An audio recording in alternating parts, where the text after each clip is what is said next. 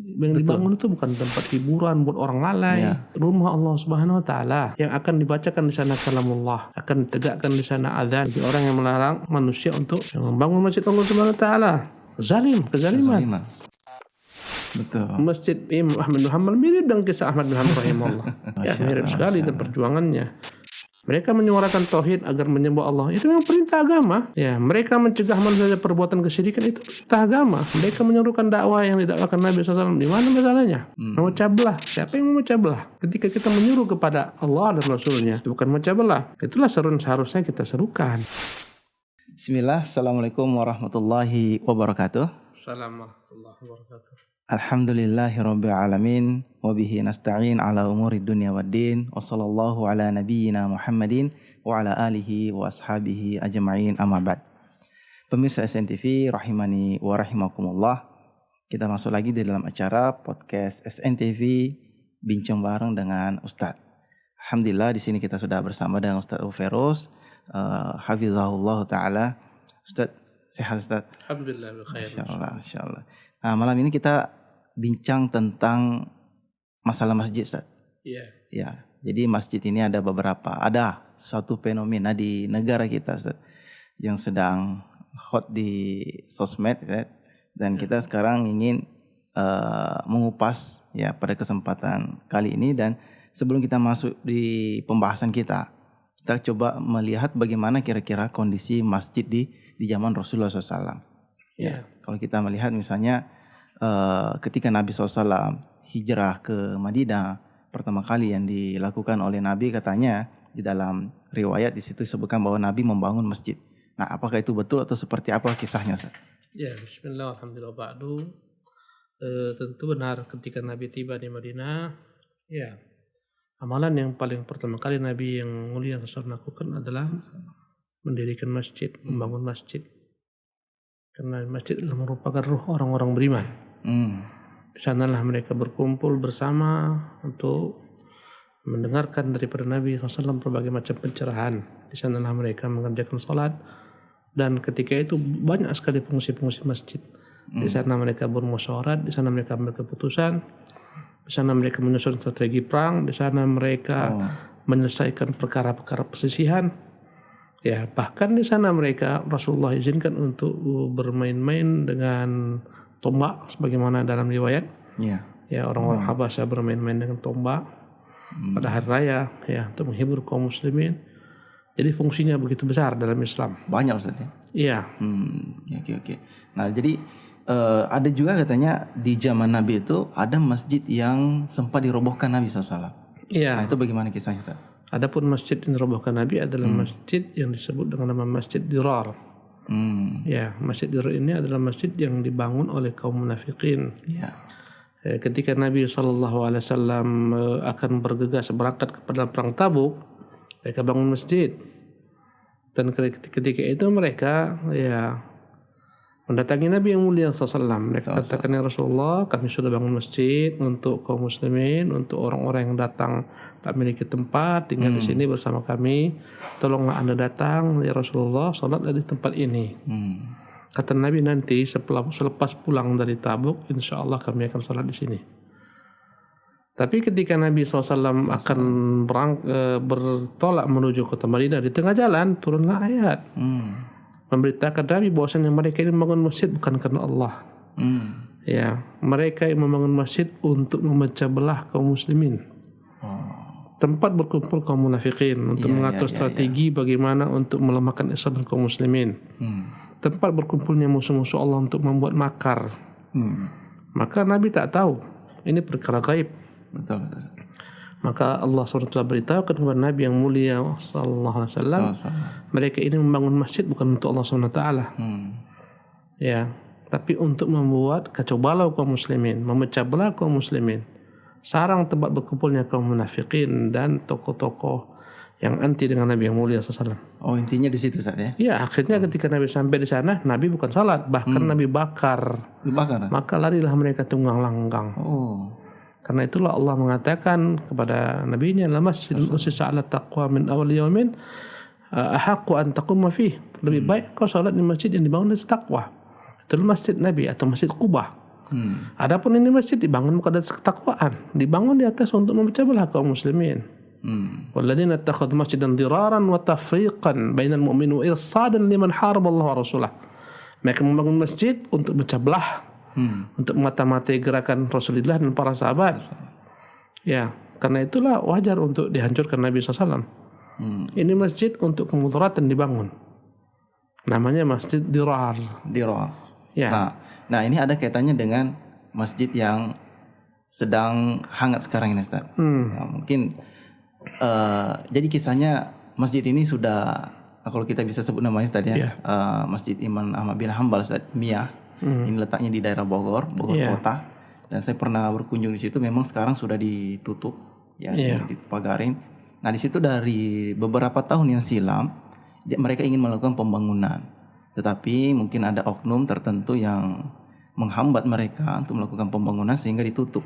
Ya, tapi singkat cerita saya dengar mereka sudah mendapatkan legalitas, ya, dari segi hukum gitu. Nah, kemarin mereka ketika ingin membangun kembali masjid itu, kembali lagi ricuh, Ustaz. Sehingga pemerintah daerah di situ juga ikut turun tangan untuk mengamankan warga gitu. Jangan sampai mereka ada bentrok. Jadi sehingga pemerintah daerah itu mengambil keputusan untuk menutup sementara pembangunan masjid yang ada di sana. Membekukannya. Ya, mereka membekukannya supaya tidak terjadi konflik antara masyarakat lokal, Ustaz. Nah, jadi yang jadi permasalahan di situ mungkin ya sebagian mereka mengambil dalil tentang Masjid Dirar itu, Ustaz. Jadi kalau kita melihat masjid itu kan ingin dibangun, ya setahu kami itu untuk membangun kajian-kajian Islamiyah dan kegiatan-kegiatan muslimah lain. Nah, itu seperti apa, Ustaz? Kita bangun masjid untuk kajian Islamiyah kemudian dihambat oleh suatu oknum gitu, Ustaz. Ya, tentunya bismillahirrahmanirrahim. Ya, dakwah ini tentunya bukanlah jalan yang mulus, bukan jalan yang bertabur bunga. Dia penuh tantangan, halangan, rintangan. Dan dakwah ini pasti Allah akan tolong kelak. Yang namanya dakwah pasti ada tantangan dan rintangan. Jangankan dakwah di masa kita, di masa Nabi pun beliau payah. Bahkan kita ketahui 10-13 tahun Rasulullah SAW tak mampu menegakkan masjid di kota Mekah. Ya, bahkan mereka terus diteror dan seterusnya. Hingga Rasulullah SAW hijrah ke kota Madinah. Jadi pertama kita harus pahami tentu akan senantiasa ada halangan rintangan. Ya, daripada musuh-musuh Allah Subhanahu wa taala. Ya, dalam masalah pembangunan masjid ini sebagaimana kita ketahui, legalitas sudah, izin semua sudah, tapi ada yang menghalangi. Mereka beralasan ini masjid dirar. Tentu kita akan tanya maksud masjid dirar itu apa? Ya. Tentunya harus dialog, ketemu dialog. Kenapa dikatakan masjid dirar? Apa masalahnya? Karena mereka tak kunut misalnya. Karena mereka tak zikir berjamaah misalnya. Kalau andai kata perbedaan masalah-masalah khilafiyah itu sudah ada sejak dahulu. Para sahabat pun sudah berbeda-beda dalam perkara khilafiyah. Ya, misalnya dalam perkara sholat, kata Nabi, jangan sholatlah kalian sholat asar kecuali di Bani Quraidah. Sebagian sholat asar di jalan, sebagian sholat asar ketika tiba di Bani Quraidah. Padahal telah tenggelam matahari. Perbedaan. Para sahabat juga berbeda-beda. Adalah Abu Hurairah kalau berwudu dia sampai ke pangkal lengan, berwudu sampai ke betis. Sahabat lain tidak. Abu Hurairah kalau sholat dia membaca bismillah dengan jahar. Jangankan antara mazhab Syafi'i dan Maliki, antara mazhab satu saja pun satu mazhab pun ada perselisihan.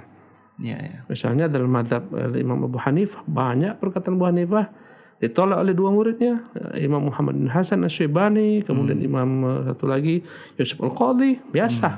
Apakah semua ulama-ulama Syafi'i selalu senada dengan Imam Syafi'i? Tidak. Ya. Jadi tolong tunjukkan di mana masjid dirar itu di mana? Dalam perkara apa? Mereka menyuarakan tauhid agar menyembah Allah. Itu memang perintah agama. Ya, mereka mencegah manusia dari perbuatan kesyirikan, itu perintah agama. Di mana masalahnya? Mereka menyerukan dakwah yang didakwakan Nabi SAW. Di mana masalahnya? Ya. Terus gimana kalau misalnya, nah tadi perkara tauhid ini, Ustaz. Kadang di situ mereka melakukan pembangunan masjid, yang mana di masjid itu dibangun kuburan misalnya, Ustaz. Nah, nanti di sana di kuburan itu, di dalam masjid itu mereka agungkan kuburan di situ. Terkadang mereka baca Quran, sholat di dalam situ, mencium kuburan. Nah, mungkin di sana itu yang lumrah gitu. Nah, kalau kita misalnya berkunjung di beberapa tempat ziarah, lumrah bagi sebagian orang di sana, Ustaz. Dalam perkara-perkara yang kita berselisih kan sudah ada kaidah dalam agama. Ada kaidah ya. Fa in tanaza'tum fi syai'in fardu ila Allah wa Rasul. Betul. Kalau kalian berbeda pendapat, berselisih, kembalikan kepada Rasulnya. In kuntum tu'minuna billahi wal yawmil akhir. Kalau ngakunya beriman kepada Allah, beriman kepada hari akhirat. Betul. Bolehkah kita membangun kuburan dalam masjid? Jelas hadis-hadisnya ada yang melarang. La'anallahu al-yahuda wan nasara ittakhadhu qubur anbiya'i masajid. Allah melaknat kaum Yahudi dan kaum Nasara, mereka menjadikan kubur nabi mereka sebagai masjid-masjid. Kata Nabi, inna syarrun nasi indallah yaumil qiyamah, sesungguhnya seburuk-buruk orang di hari kiamat adalah orang-orang yang menjadikan kuburan-kuburan wali-wali mereka, orang-orang saleh mereka sebagai masjid-masjid. Jelas. Karena ada juga larangan untuk membangun kuburan juga ada. Ya, betul. Kalau itu kalau masjid seperti itu mungkin termasuk diror ya. Ini masjid yang harus dibenarkan, diluruskan. Diluruskan pemahaman, diluruskan kepada kaum muslimin, masyarakat. Tak benar tempatnya ini seperti ini. Ini kuburan dipindahkan. Harusnya. Ya. Dan tentu kita selalu bersudzon kaum muslimin mereka banyak tak paham. Tak paham, betul, Ustaz. Betul. Mereka hanya ikut. Ya. Kata si fulan, kata si alan. Mereka tak bentangkan dalil. Karena itulah kita beri uzur mereka. Betul. Masya Allah. Ya, ketika mereka mengatakan ini masjid diror, di mananya dirornya? Memecah belah. Siapa yang memecah belah? Ketika kita menyuruh kepada Allah dan Rasulnya, itu bukan memecah belah. Itulah seharusnya kita serukan. Ya. Ya, dan apalagi kita pun tidak pernah memaksakan orang harus ikut karena bukan kerjaan kita, itu hidayah milik Allah SWT. Kita hanya mengajak, mendakwai manusia. Menyampaikan. Ya. Nah, kalau kita sebagai kaum muslimin, misalnya kita mengambil andil di situ untuk membela pembangunan masjid ini, nah itu seperti apa? Apakah kita berlebihan atau bahkan akan memicu? Tentunya satu hal yang sangat memprihatinkan kita negeri martas kaum muslimin. Betul, Ustaz, betul. Ya, dan yang dibangun masjid, dibangun itu bukan tempat hiburan buat orang lalai, tapi rumah Allah Subhanahu Wa Taala yang akan dibacakan di sana kalamullah. Akan ditegakkan di sana azan, dikumandangkan azan. Ini kan merupakan rumah yang tak layak untuk dihalang-halangi. Iya. Apalagi dia mengaku beragama Islam. Allah mengatakan waman adzlamu mimman mana'a masajidallah. Adakah orang lebih zalim daripada orang yang melarang untuk dibangun masjid Allah Subhanahu wa taala? Waman adzlamu mimman mana'a masajidallah an yudhkara fiha ismuhu. Wasa'a fi kharabiha. Mereka melarang orang untuk berzikir menyebut nama Allah padanya, bahkan dia berusaha untuk menghancurkannya. Nauzubillah. Wasa'a fi kharabiha. Dan apa ancaman untuk orang semacam ini? Ulaika lahum khizyun fil hayatid dunya. Ulaika lahum khizyun fil hayatid dunya. Akan terancam mereka nanti dalam kehidupan mereka. Allah SWT hinakan mereka. Nauzubillah. Ya, ini balasan. Waman adzlamu mimman mana'a masjidallah, ini terdapat dalam surah Al-Baqarah ayat 114. Adakah yang lebih zalim daripada orang yang menahan manusia untuk membangun masjid Allah, ya, an yudhkar fi ismuhu, untuk disebutkan padanya nama Allah Subhanahu wa taala, wa sa'a fi kharabiha, bahkan dia berupaya untuk menghancurkannya. Ulaika ma kana lahum an yadkhuluha illa khaifin. Mereka itu tak mungkin mereka masuk ke masjid ini dalam keadaan takut karena diteror. Bayangkan. Yang mau sholat diteror. Ya. Lahum fid dunya khizyun wa lahum fil akhirati azabun azim. Nanti di dunia bagi mereka Allah akan berikan kehinaan, dan di akhirat azab yang pedih. Ini balasan bagi orang yang melarang manusia untuk membangun masjid Allah Subhanahu wa taala. Kezaliman. Dihinakan di dunia, nanti terancam dengan azab yang dahsyat di hari kiamat. Dan sebenarnya tempat yang paling mulia yang seharusnya kita berusaha bersama-sama bergandengan tangan untuk melakukannya adalah masjid Allah Subhanahu wa taala. Ya. Kata Nabi, ahabbul biqa ilallahi masajiduha. Sebaik-baik tempat di bumi ini yang paling cinta Allah adalah masjid-masjidnya. Ini rumah Allah loh, bukan rumah kita. Kau bayangkan bagaimana ketika ada orang yang menghalangi untuk mendirikan rumah Allah Subhanahu wa taala. Kan luar biasa. Apalagi dia mengaku beragama Islam. Betul. Subhanallah, apalagi masjid ini semua telah lengkap dengan segala macam bentuk syarat-syarat, semua ada. Izin ada, semua sudah legal. Ya. Padahal biasanya kalau pembangunan yang lain Ustaz, misalnya pembangunan tower apa ada sengketa mereka tetap membangun gitu Ustaz. Tapi perkara masjid ya harus diberhentikan gitu Ya, kan. Allah musta'an. Allah musta'an, Masya Allah. Nah kalau kita sikap kita misalnya yang mungkin agak ekstrim dikit gitu, kita melaknat perbuatan itu misalnya kan dalam artian ini perbuatan yang apa? Yang tidak diridhoi oleh Allah gitu Ustaz. Dalam artian ini adalah Setiap orang dalam hatinya ada keimanan akan membenci perbuatan ini, tak menyukainya. Betul. Bahkan boleh jadi akan keluar daripada mereka doa-doa naik ke atas agar Allah selamatkan masjid ini. Ini rumah-rumah Allah Subhanahu wa taala. Dan bahaya jika doa-doa orang yang terzalimi naik ke atas. Kau lihatlah bagaimana dampaknya ke belakang. Luar biasa dahsyatnya. Kata Rasulullah SAW kepada Muaz ketika Muaz ditunjuk sebagai pejabat, diutus ke Yaman. Kata Rasulullah, wattaqi da'watal mazlum. Ini peringatan kepada para pejabat. Rasulullah mengutus Muaz sebagai pejabat ke Yaman. Kata Rasulullah dipesankannya, wattaqi da'watal mazlum. Kau hati-hati dengan doa orang-orang yang kau zalimi daripada rakyatmu. Fa innahu laisa bainahu wa bainallahi hijab. Tak ada penghalang antara doa orang yang terzalimi dengan Allah Subhanahu wa taala, enggak ada hijabnya. Ini pesan kepada pejabat Muaz. Kata Rasulullah, iyyaka wa karaim amwalihim. Jangan kau ambil harta mereka yang baik-baik. Takut dengan doa mereka. Maka setiap pejabat adalah takut kepada Allah Subhanahu wa taala. Berat juga saya. Bahaya. Karena semua kita yang merasa muslim mungkin agak sedikit kesel gitu kan, terzolimi Ustaz, kita bisa merasa terzolimi kok. Kita mau membangun masjid, kita mau bersedekah, berinfak untuk bangun masjid itu, malah dilarang gitu kan. Nah, semua mungkin beberapa yang merasa tersakiti dalam perkara ini gitu kan. Itu mereka terzolimi Ustaz. Dalam artian mereka bisa berdoa kepada Allah. Bisa mereka berdoa kepada Allah, dan saya yakin mereka berdoa kepada Allah Subhanahu wa taala. Bahaya kita menghalangi agama Allah ini. Jadi kecuali kita membangun tempat maksiat, oke. Ini tempat maksiat dibiarkan Ustaz. Musta'an. Nauzubillah. Astagfirullah. Jadi kesimpulannya sebagai bentuk wala dan barok kita kepada masjid ini gitu kan Ustaz. Jadi kita bisa mendukung. Kita harus mendukung. Mendukung, tapi tentunya ada prosedur yang harus kita pahamkan kepada kaum muslimin. Dalam ajaran agama kita dilarang memberontak kepada penguasa. Dilarang kita buat gerakan massal, demo. Itu bukan kerjaan kita. Rakyat ini memang subhanallah. Tatkala mereka dizalimi, mereka angkat tangan ke atas. Nah, itulah solusi yang paling Lihatlah bagaimana Ahmad bin Hanbal rahimahullah. Di masa 3 khalifah, sejak dari masa Al-Ma'mun, kemudian Al-Mu'tasim, kemudian Al-Mutawakkil Allah, bukan Al-Mutawakkil, Al-Wathiq billah. Al-Wathiq ini tiga zaman nih. Totalnya Ahmad bin Hanbal rahimahullah itu terzalimi 7 tahun lebih. 7 tahun terzalimi. Gara-gara penguasa dikelilingi oleh ahli bid'ah yang mengatakan Quran itu makhluk, dan dipaksa setiap ulama. Bahkan ketika itu ulama semua sudah terpaksa mengatakan ikut kata pemerintah, ikut katanya Al-Ma'mun. Bersisa ketika itu Ahmad bin Hanbal saja, dan sahabatnya satu lagi mati di tengah jalan.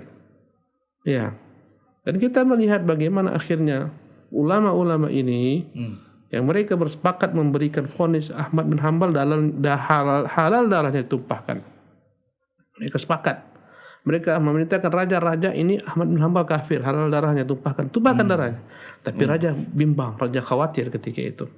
Tak mereka lakukan. Semua mereka ini akhirnya subhanallah, semuanya kualat. Matinya menggenaskan, ada yang mati tenggelam, ada yang penguasa marah.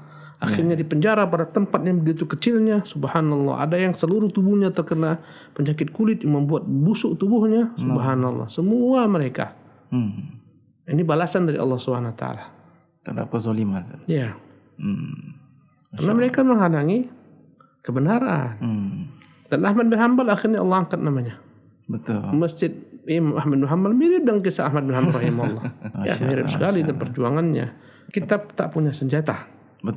Kalau punya senjata kita tak layak memilikinya karena kita sipil. Tapi kita punya doa. Ya. Yang bisa kita angkat kepada Allah SWT. Kita naikkan di kala malam hari, ketika pagi hari. Allah yang menzalimi agamamu, ya Allah yang menghalangi agama, berikan kepada kurban. Bisa. Itu senjata kita, Ustaz. Itu senjata kita. Ya, doa. Masya Allah. Beri mereka petunjuk, Allah akan kembali kepada Islam. Iya. Itu senjata kita. Masya Allah. Mereka tak kembali kepadamu, ya Allah, beri hukumanmu. Bisa. Dan kita tidak melampaui batas pada hal ini. Iya. Berarti kita harus terus berdoa saja dalam. Ya, kita berdoa kepada Allah, semoga Allah bukakan hati para pemimpin. Amin. Ya, hati orang-orang yang membenci dakwah ini agar terbuka hati mereka. Agar toleransi kepada perbedaan. Ya. Perlu ditekankan di situ. Iya. Iya, baik. Ya, mungkin Cukup seperti itu, Ustaz ya. Jadi pemirsa SNTV, rahimani wa rahimakumullah, sekian dari podcast kita SNTV. Nantikan tema-tema selanjutnya di episode yang akan datang. Insyaallah masih tetap dengan Ustaz kita. Semoga kita dijaga semuanya, kesehatannya, hartanya, keluarganya dan sebagainya. Insyaallah taala. Subhanakallahumma bihamdika asyhadu an la ilaha illa anta astaghfiruka wa atubu ilaik. Assalamualaikum warahmatullahi wabarakatuh. Assalamualaikum warahmatullahi wabarakatuh.